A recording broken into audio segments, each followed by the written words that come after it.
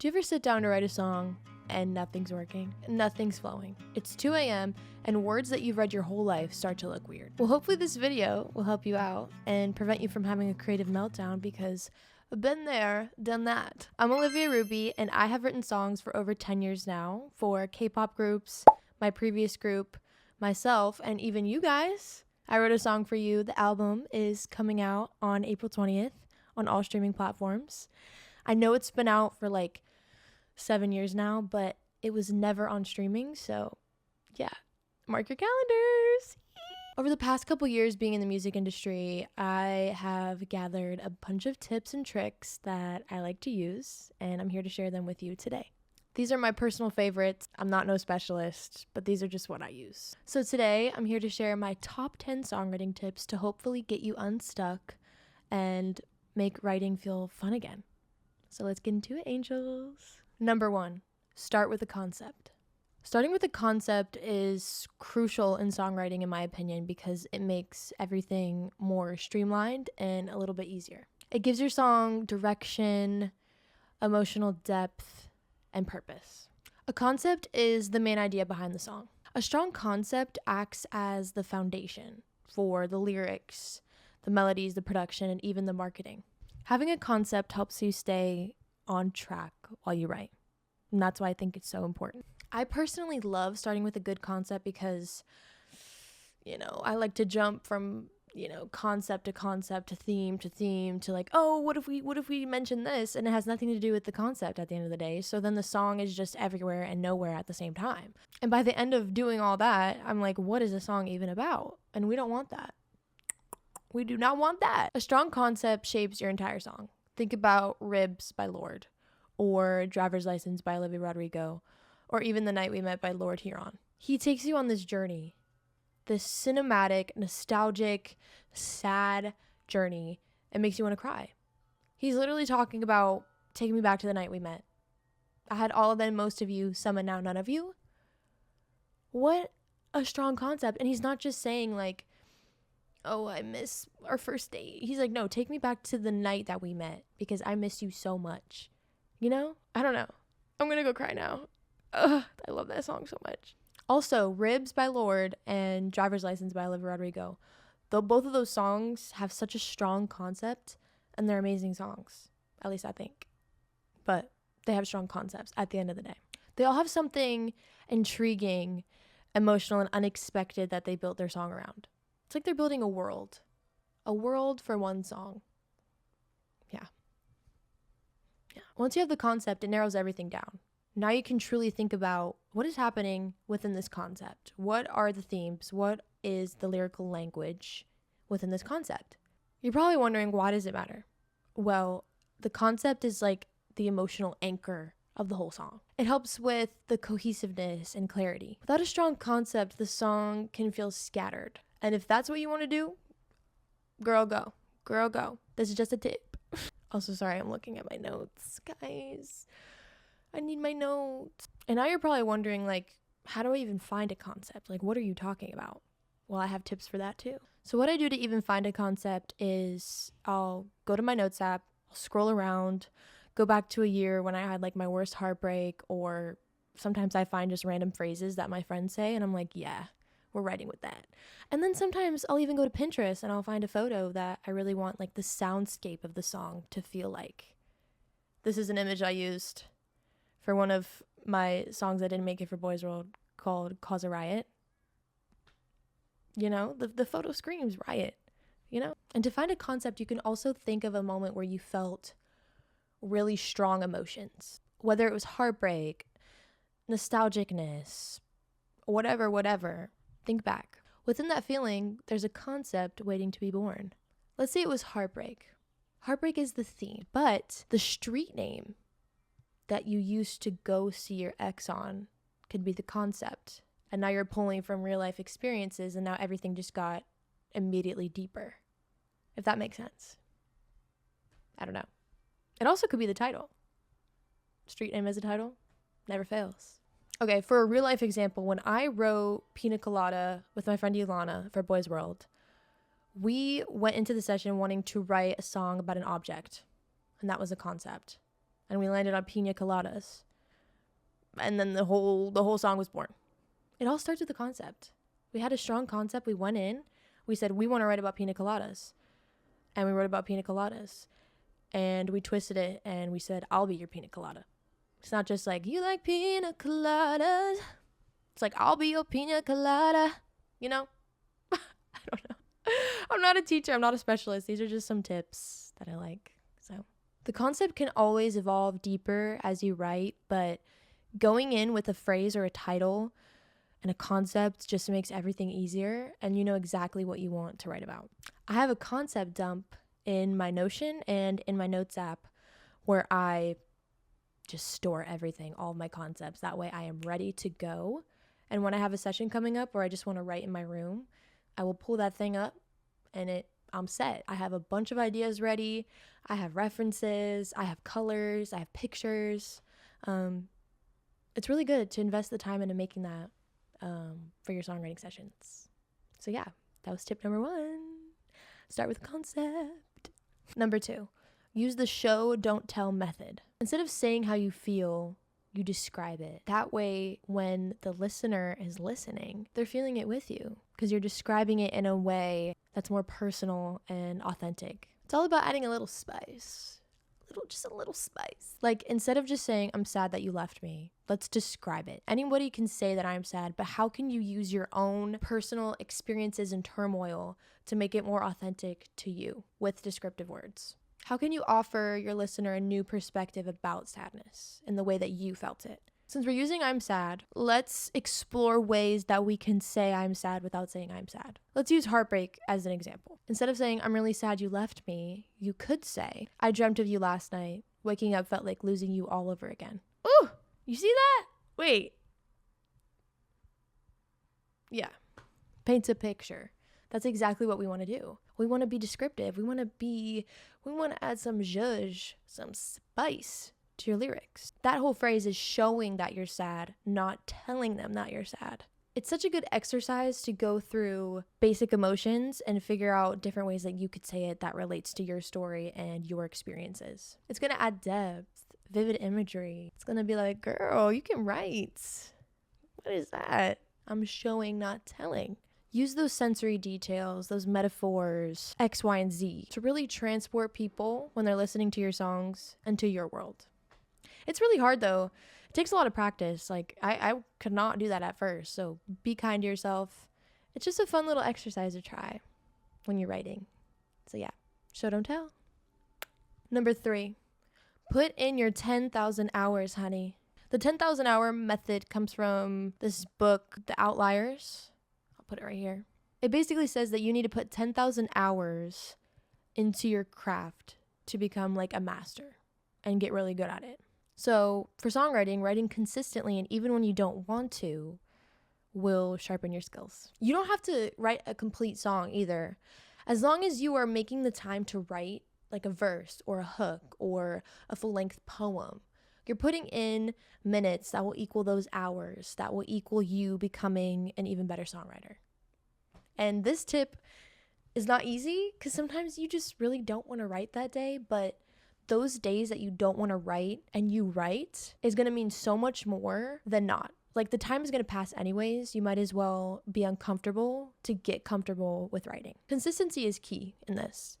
Like sometimes all I'll do is I'll open my voice notes and I'll just sing for like 10 to 20 minutes, just figuring out things. And by the end of it, I listen back or I even stop recording in the middle of it and I'm like, wow, wait, I love this little nugget that I have. I want to work on it. And then you get that passion and then you start writing.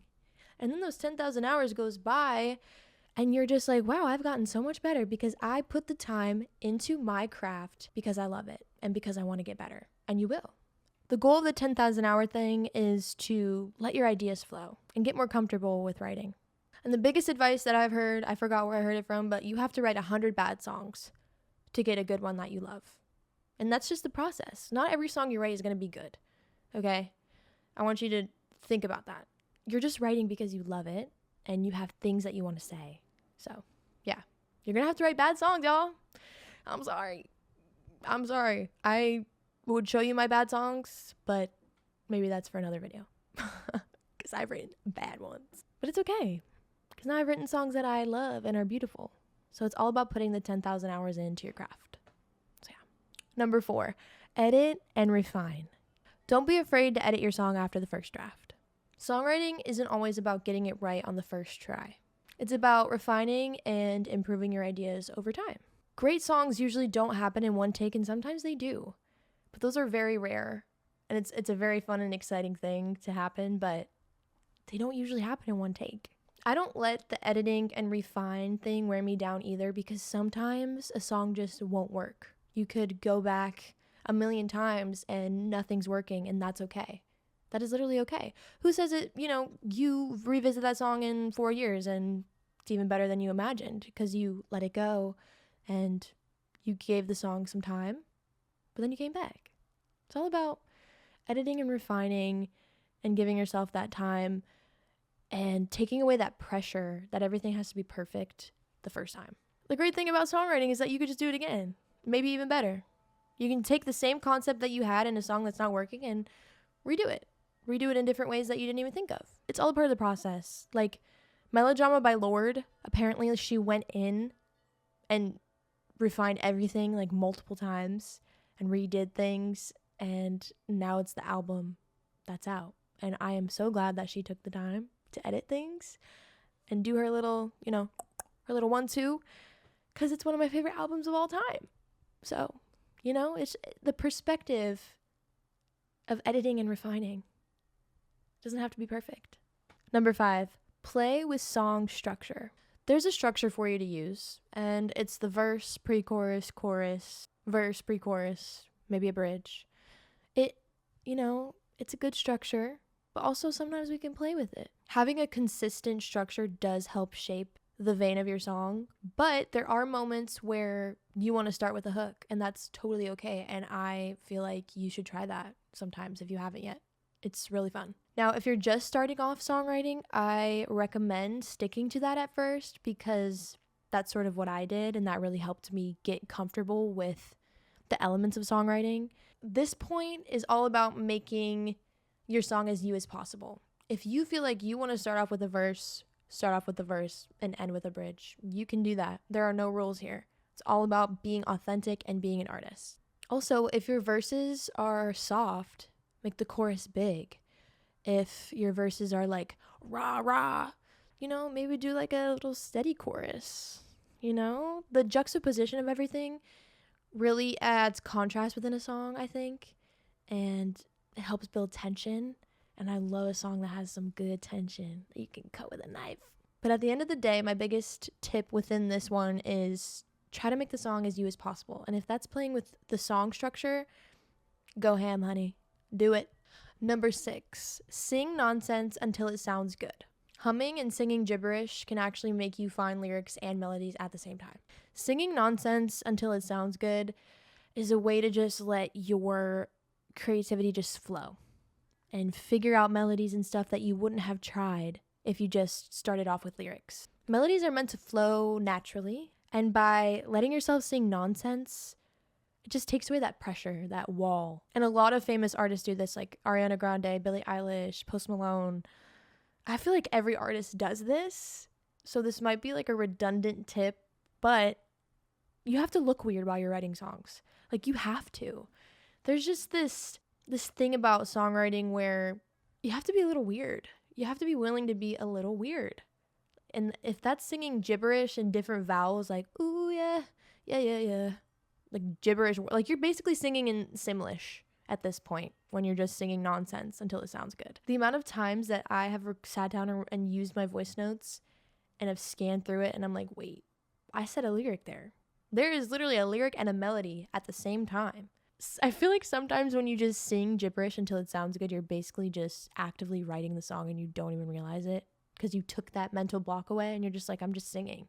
So what I do is, I'll open my voice notes and then I'll grab my guitar or my piano and I'll, do my thing. But also you could open up YouTube and do your favorite artist type beat, and it will open up a bunch of beats that you can just write to that are in the vein of like your favorite artist. I made one of my favorite hooks ever from a beat. I was like, okay, Kid Laroi, Kid Leroy type beat. Let me just try. It sounds nothing like Kid Leroy, but the hook that I made within that beat, I can take anywhere now. And because of the lyrics and the melodies that I came up with. But yeah, I definitely recommend doing either of those things if you play instruments. And if you don't, it's okay. YouTube is your friend. You can search it up. And that could be your 10,000 hour day where you just pull up a beat and you just sing. Make sure you have your voice notes open though.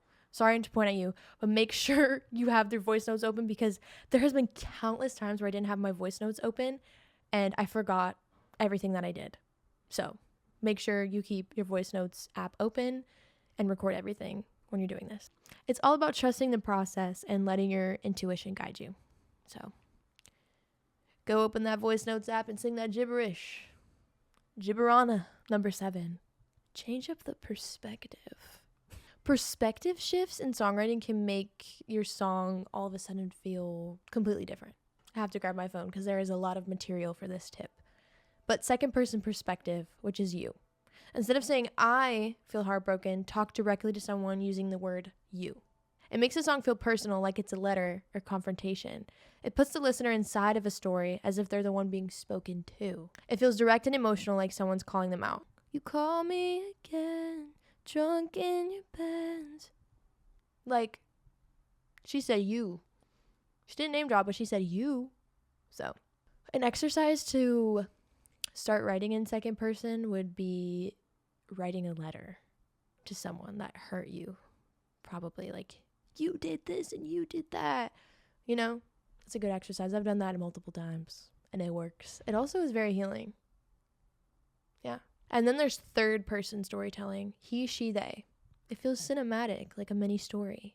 It creates distance, making the song feel observational rather than personal. It lets you describe a scene. The Taylor Swift song, she wears short skirts, I wear t-shirts, she's cheer captain and I'm on the bleachers. She's switching between different perspectives, which gives that song its, va-voom. And then we have another person's perspective. Instead of writing from your perspective, try writing from the other side. It gives like a 3-dimensional view of a breakup. Because you're like outside looking in. And how would you write it? That perspective always gets me. Always. Because I love movies. I love movies. You could try to write from the perspective of the person who left instead of the one who is left behind, or vice versa. Okay, and this is the last perspective that I'm going to talk about for this one, but an object's perspective. If you know me, you know that I used to have like this hat account where I would tweet as if I was an object. I'd be like, I was a hat, and I'd be like, it's so cold in this closet.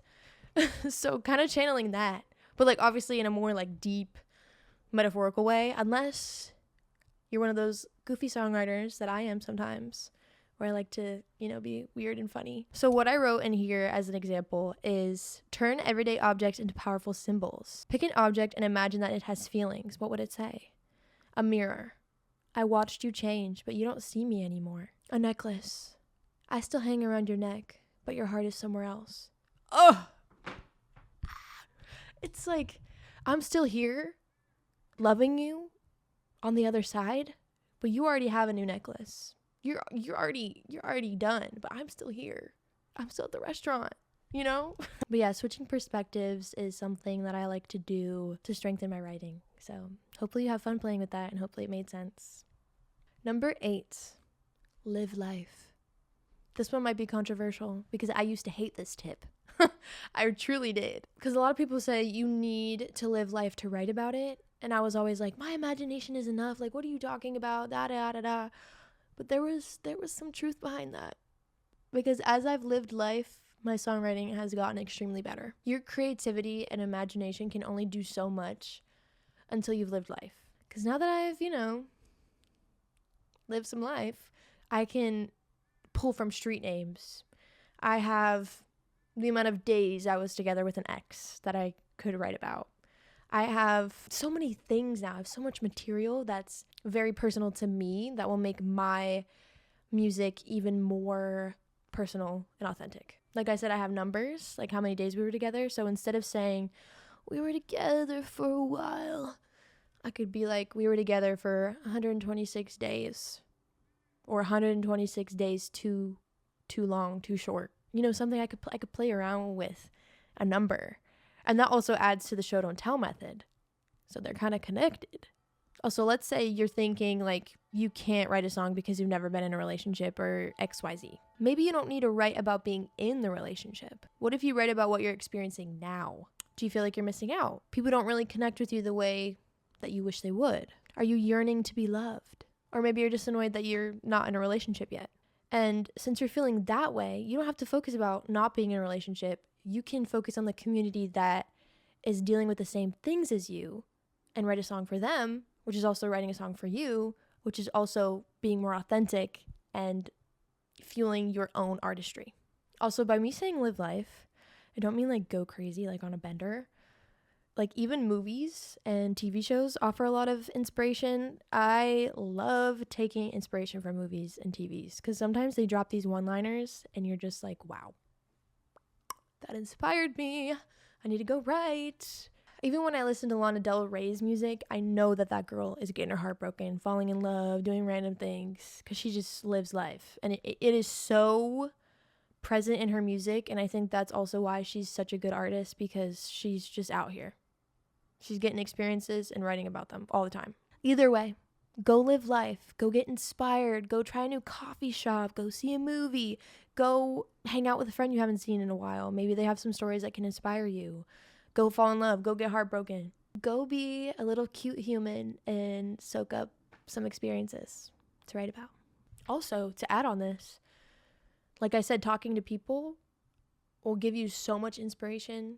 Like especially your friends going through heartbreak or falling in love. Like listen to what they're saying. And you'll probably end up just writing a song for them because what they're saying is inspirational. That's what I've done before. Number 9, incorporate real life sounds into your music. This one's super fun. I love figuring out ways to add real life sounds to music because it adds such a layer of depth and people won't have the sounds that you're grabbing. Like sometimes when it's raining, I'll just set out my phone and I'll just record rain sounds and I'll tuck it underneath some of the songs that I write. And instead of finding a rain sound from Splice, I got my own. It can also add just a touch of atmosphere and like soundscapes. It's just fun to play with.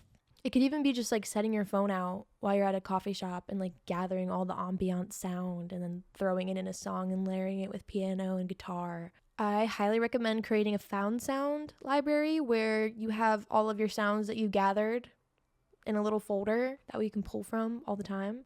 I think Phineas and Billie Eilish did this with, I think it was like an airplane noise. Like doo-doo. I don't know. I forget which song it was in, but that really inspired me and that made me want to do this. So this tip is from them for sure. Like I'm writing this love song for me and my boyfriend right now, and we recorded a podcast episode when we first started dating, and I'm using some of the things we talked about within a song, and I'll like lower the pitch and like reverb it and make it sound super crunchy.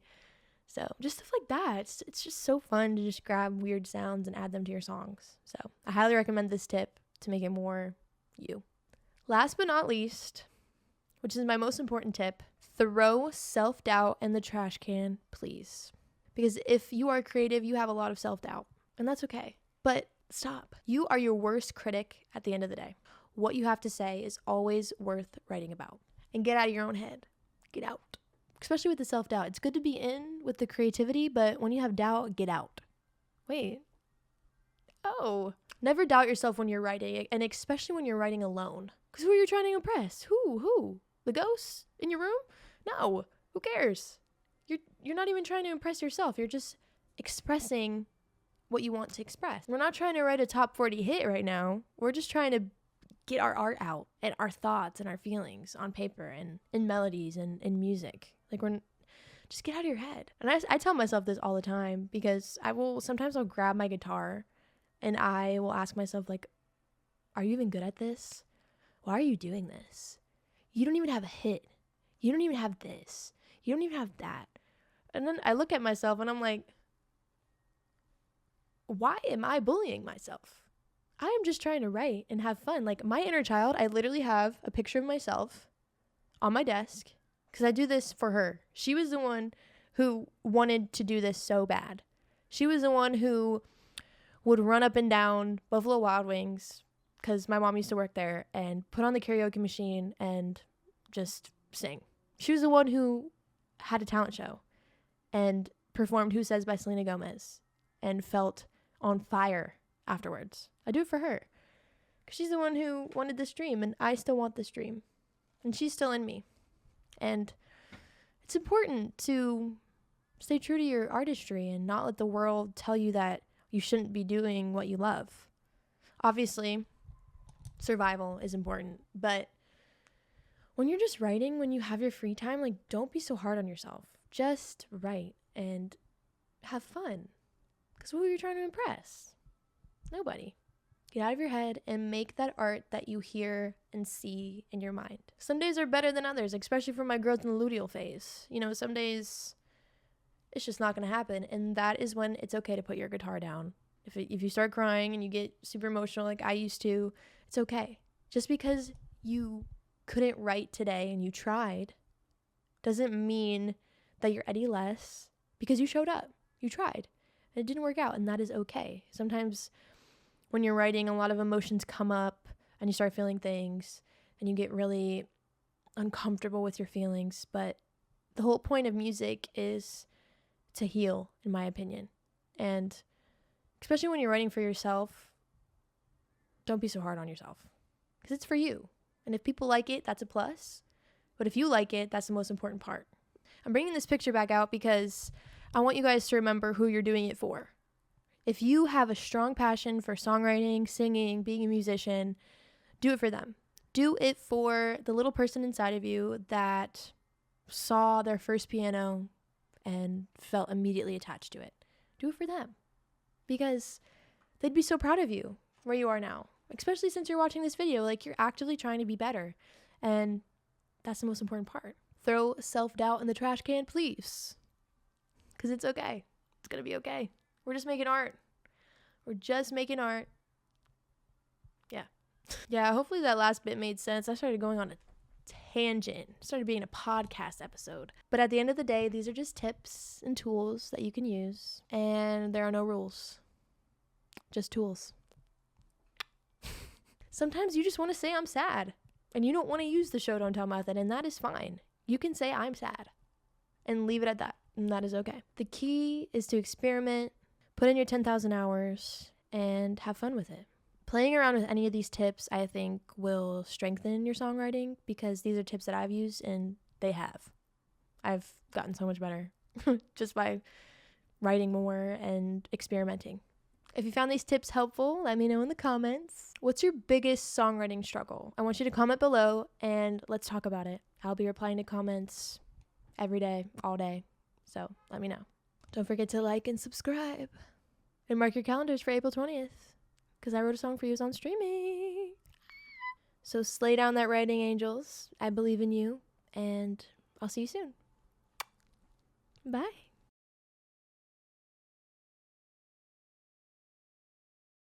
Take a shot every time I say authentic in this video. No, kidding. Please don't. God.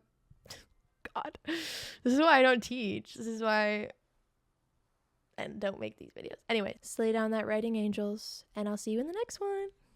Bye. Ooh.